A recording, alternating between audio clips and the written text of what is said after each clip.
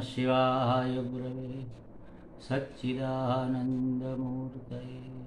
निष्प्रपञ्चाय शान्ताय निरालम्बाय तेजसे। हरिओम प्रभु जी। आज के इस प्रश्न परिषद में आप सबका स्वागत है। आज का प्रश्न बेंगलोर से ज्योति गुप्ता जी का है। उन्होंने पूछा है कि आदत, वासना और संस्कार का अर्थ अलग अलग स्पष्ट नहीं हो रहा है, तो इसे कैसे समझे। देखो प्रभु जी, इसमें एक शब्द में और जोड़ना चाहूँगा, और इसका क्रम भी आपने जैसे लिखा है आदत, वासना और संस्कार, इस तरह का नहीं होता, उसको भी मैं बदलना चाहूँगा। तो क्रम ये रहेगा: ज़रूरतें, संस्कार, आदत और वासना। देखो, मनुष्य क्या, हर एक प्राणी के जीवन की कुछ ज़रूरतें होती है। हमने बचपन से सुन रखा है रोटी, कपड़ा और मकान, ये हमारी ज़रूरतें हैं। शरीर को सुरक्षित रखने के लिए हमें वस्त्र का आच्छादन करना पड़ेगा। तूफान, आंधी, धूप, सर्दी से बचने के लिए, अपनी सुरक्षा के लिए, जीवन सुरक्षा के लिए मकान की ज़रूरत पड़ेगी, छत की ज़रूरत पड़ेगी।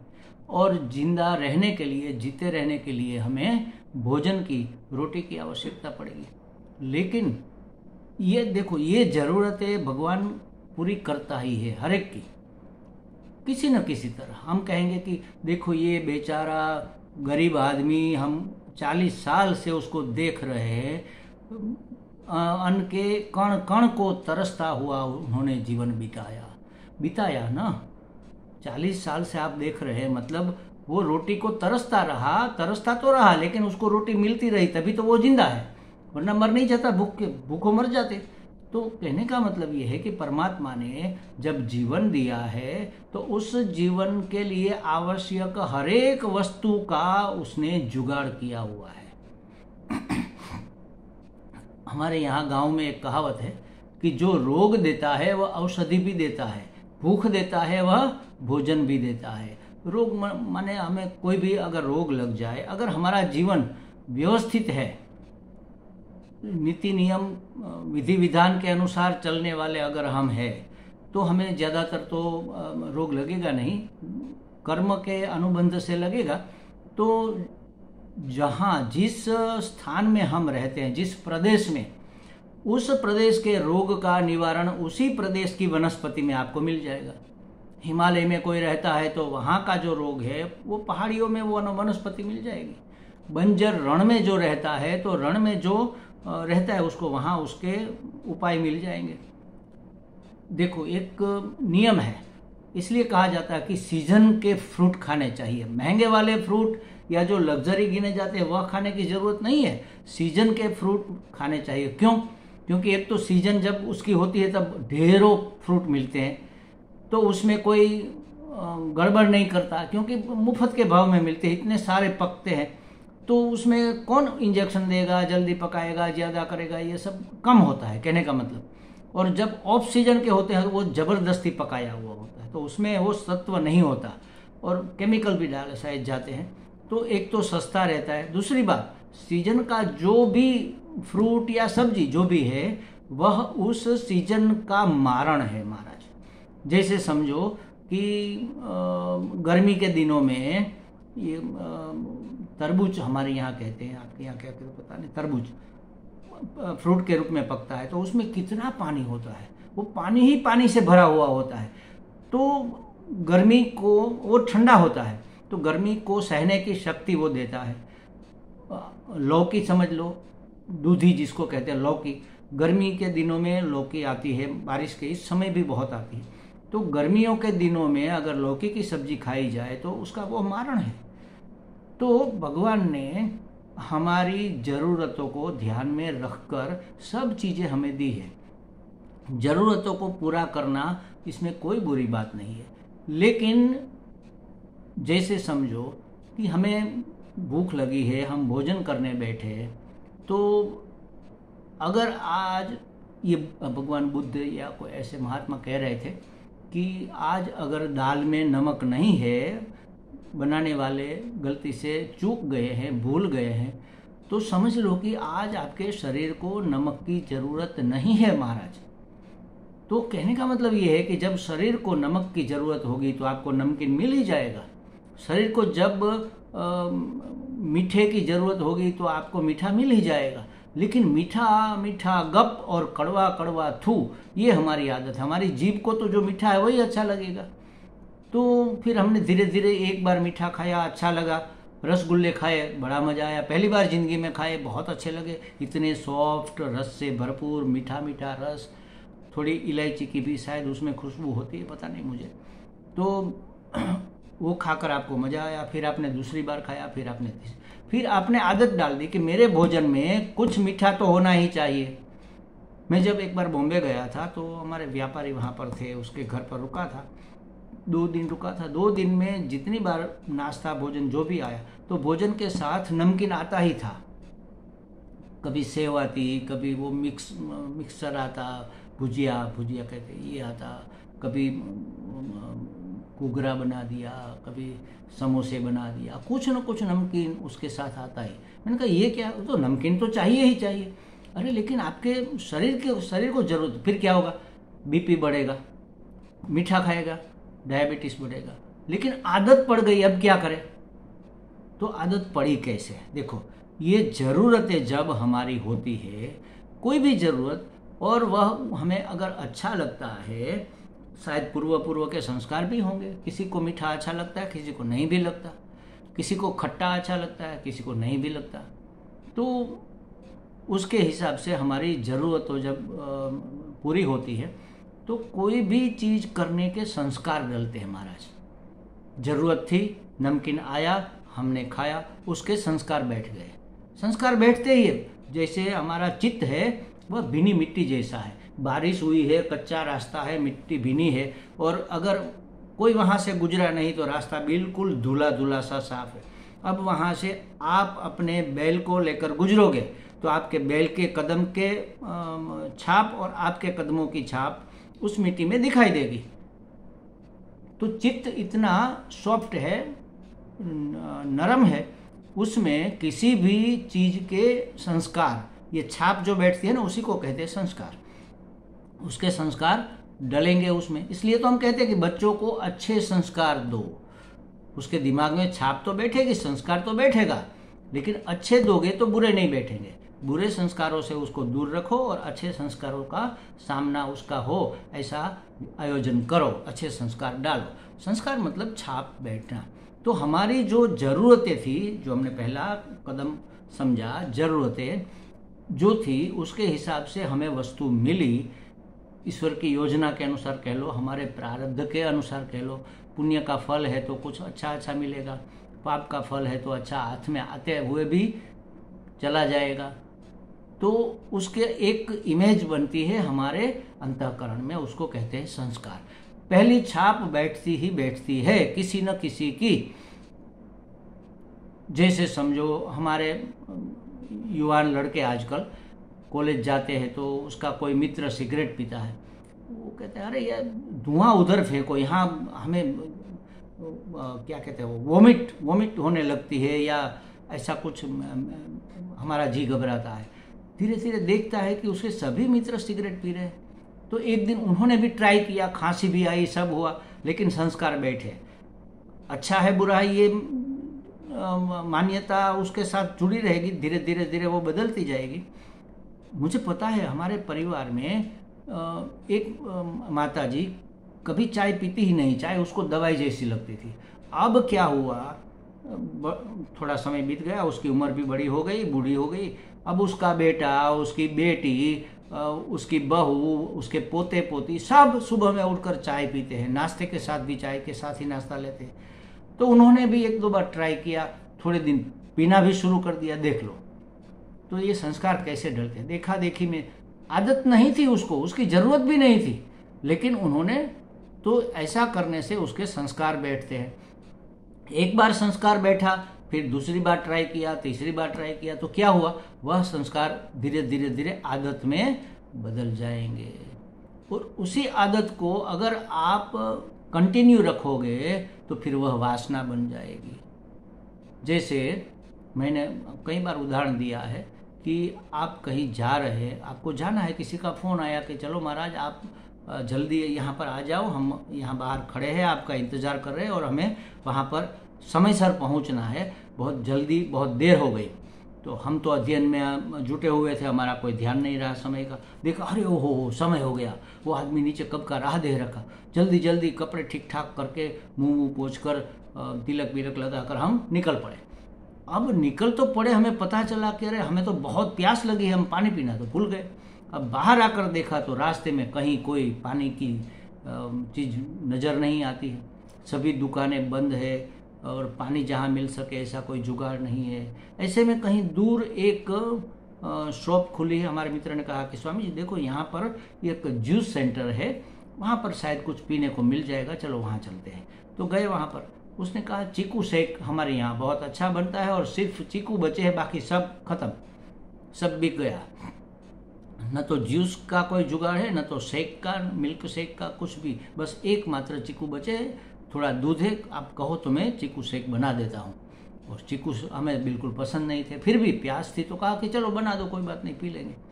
वास्तव में उसका चीकू शेक इतना अच्छा था टेस्ट में, और हमें प्यास भी लगी थी, ज़रूरत भी थी, तो हमने पिया, हमें बहुत अच्छा लगा। तो बहुत अच्छे चीकू शेक के संस्कार बैठ गए अंतःकरण में। फिर दूसरी बार ऐसे ही घूमते घूमते वहाँ से निकले, ज़रूरत नहीं थी, प्यास भी नहीं थी, फिर भी हमने सोचा कि चलो वहाँ पर चीकू शेक पीते हैं, उस टाइम पिया था, बहुत अच्छा लगा था। तो बिना ज़रूरत के भी हमने उसको रिपीट किया, तो उसके संस्कार थोड़े गहरे हो गए। फिर तो क्या हुआ कि थोड़े दिनों के बाद उसके पास वाली गली से गुजरना हुआ, तब हमें याद आया कि उस गली में तो चीकू शेक मिलता है, चलो उधर से होकर घूम कर लंबा चलते हैं, क्योंकि चीकू शेक पीना है। अब तीसरी बार पीने से ये आदत बन गई, तीसरी चौथी पांचवी बार। फिर तो हमने तय कर लिया कि हर संडे को वहाँ चीकू शेक पीने जाना है, तो ये आदत बन गई। अब अगर नहीं पिएंगे तो धीरे धीरे धीरे वो वासना बन गई, तो उसके बगैर हम रह नहीं सकेंगे। अब क्या हुआ कि जब हम किसी फंक्शन में गए और वहाँ पर, ये हमारा अनुभव नहीं है, ये तो मैं उदाहरण दे रहा हूँ, किसी फंक्शन में गए और वहाँ पर 2-3 प्रकार के ड्रिंक थे, कोका कोला थी, स्प्राइट थी, चीकू शेक था, मिल्क शेक और तरबूज का जूस था और नींबू पानी था, सब था। और कहा कि महाराज आप सब लेकर, एक आदमी आया, जिसको जो चाहिए ले लो, महाराज आपको क्या दूँ। तो हमने चीकू शेक उठा लिया। क्यों? बाकी सब भी हमें अच्छे लगते हैं, लेकिन हमारी वासना कौन सी बन गई है?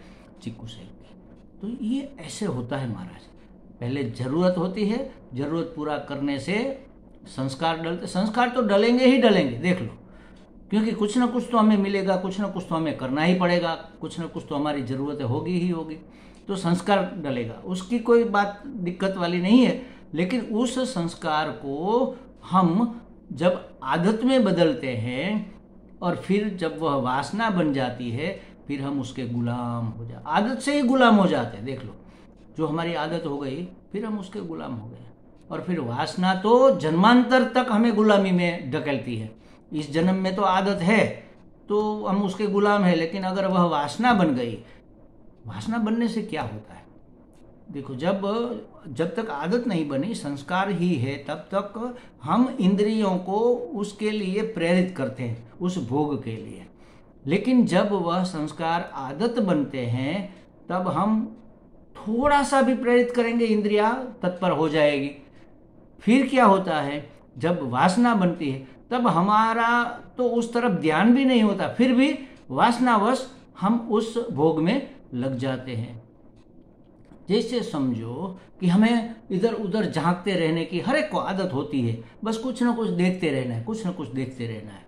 तो ये वासना बन गई है, चक्षुर इंद्रिय की वासना बन गई है देखने की। अब आप सत्संग में बैठे हैं और दरवाजे से कोई आता है तो सब लोग उधर देखेंगे।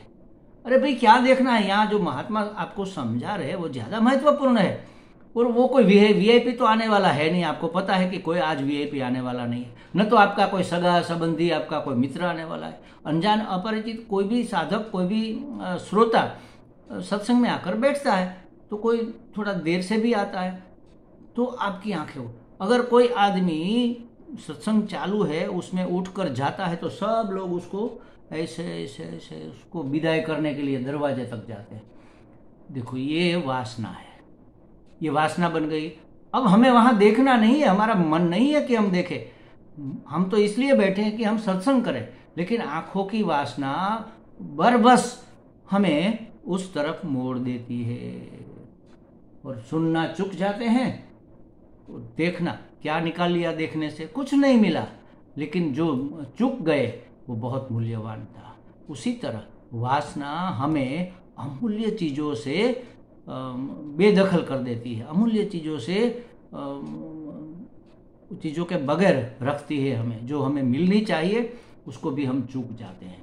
तो कहाँ कहाँ फ़र्क करना है ये हमें देखना होगा। हमारी ज़रूरतें ज़रूर पूरी होगी और ज़रूरतों के संस्कार भी डलेंगे, लेकिन उसके पीछे हम दौड़ेंगे नहीं, बार बार उसका भोग करने के लिए ललचाएंगे नहीं, तो वह आदत नहीं बनेगी। और आदत नहीं बनेगी वह वासना भी नहीं बनेगी। वासना उसी की रहती। और वासना दूसरा क्या है, जैसे समझो हमारी इच्छा हुई कुछ करने की या कुछ प्राप्त करने की, इच्छा को कहते हैं कामना।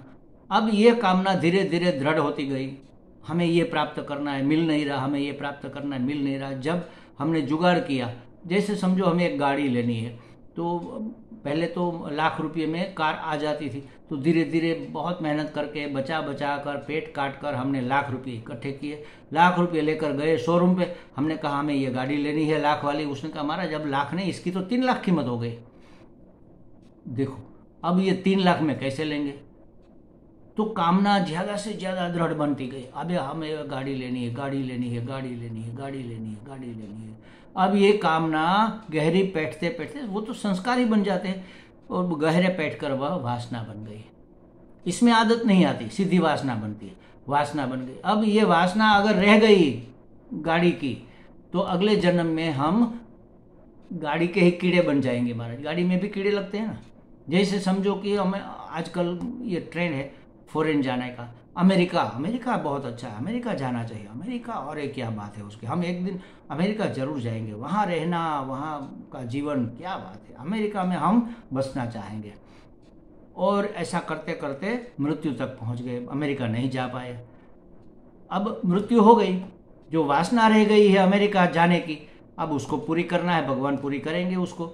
और कर्म हमारे कैसे हैं, कौवे के हैं, तो अमेरिका का कौवा बनेंगे। वासना तो पूरी हो गई और कर्म भी अपना फल देने लग गया कौवा कौवा बनाकर। तो ये बीच में से आदत निकल जाती है, वासना सिद्धि डायरेक्ट संस्कार, संस्कार कामना, कामना के संस्कार गहरे बैठते बैठते बैठते बैठते सीधे हम वासना में चले जाते। तो ये वासना जन्मांतर देने वाली है महाराज। तो कई कामनाएं ऐसी है, एक पूरी करो दूसरी उठेगी, दूसरी पूरी करो तीसरी उठेगी। कामना को ही छोड़ देंगे, कोई कामना नहीं, जो है मोर देन इनफ, जरूरत से बहुत ज्यादा है। भगवान ने हमारी योग्यता के अनुसार नहीं दिया, हमारी योग्यता से हजार हजार हजार गुना ज्यादा दिया है। धन्यवाद करो परमात्मा का, फरियाद मत करो कि ये नहीं मिला वो नहीं मिला। फरियादी नहीं, धन्यवादी बनना है हमें, तब हम इससे मुक्त रह सकेंगे। तो ऐसे होता है, जरूरत पूरी करने से बैठते हैं संस्कार, संस्कार से बनती है आदत, आदत बन जाती है बार बार रिपीट होने से वासना। या तो कामना जरूरत नहीं है, सिर्फ जरूरत है यहाँ से वहाँ जाने की, तो स्कूटर से भी जा सकते हैं। लेकिन हमने देखा देखी में सोचा कि नहीं, स्कूटर से अच्छा गाड़ी होती तो मज़ा आता, उसके पास भी है तो हमें प्रोटेक्शन मिलता ठंड से, बारिश से। गाड़ी तो स्टेटस सिंबल है, होनी चाहिए। तो ये कामना हुई, कामना दृढ़ होते होते वासना बन गई। यही वासना हमारे पुनर्जन्म का कारण बनता है। अगर कोई कामना ही नहीं है, कोई जरूरत ही नहीं है, कोई इच्छा ही नहीं है, तो जन्म क्यों लेंगे भाई। कर्मों के फल भोगने के लिए जन्म लिया इस बार, तो जीवन में कोई कामना ही नहीं की और फल भोगते रहे सम्यक दशा में बैठकर। तो धीरे धीरे धीरे धीरे फिर ज्ञान हो गया, और ज्ञान होने से बाकी बचे हुए कर्म भी जलकर भस्म हो गए। पुनर्जन्म होने का कोई सवाल ही नहीं है। तो ये वासना बड़ी खतरनाक चीज़ है। तो कोई भी चीज़ वासना ना बन जाए, उसके लिए हमें थोड़ा जागृत रहना चाहिए, अलर्ट रहना चाहिए। और यही जागृति ही साधना है, और क्या साधना है। तो हमें लगता है ज्योति जी को ये बातें समझ में आ गई होगी। हरि ओम।